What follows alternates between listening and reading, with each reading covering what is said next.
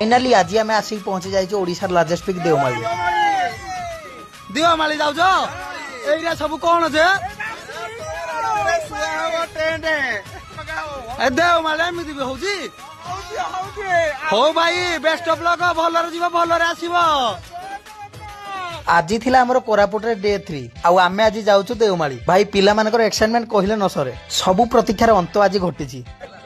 देवमाली आसिक हम पहुंची जाइछु राति प्राय 9टा बेला देवमाली पहुंची गलु। तापर डेरी न करी आमे 2 केजी चिकेन पोड़ीबार लागि गलु। आउ पोड़ा चिकेन बनौथिले शंकर आ बाबूराम। समुद्र पतनरु प्राय 1600 मीटर ऊपर आमे माने थिलु। चारियाडी पूरा अंधकार थिला। फायर बन सांग को जेबीएल स्पीकर नाची गाम पिला माने धुआं उड़े देले।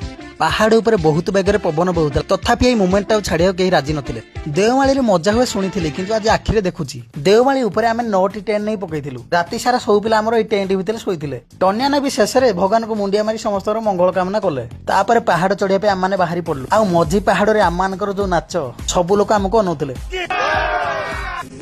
बहुत कष्ट रे आमे ओडिशार दीर्घतम पर्वतमालार उच्चतम शृंग जोटाई कहती देवमाली सेठार आज बाबूनांकर स्पीच सुनी समस्त आत्मनिर्भर हो जाइतिले। जय मां दुर्गा और भारत माता की जय कही पिला माने नारा लगे देथिले। सतरे एई भली एक्सपीरियंस मु आगुर केबे करि नथिली। केबे ना केबे लाइफ रे समय बाहरी ए जाको निहाती जिबे।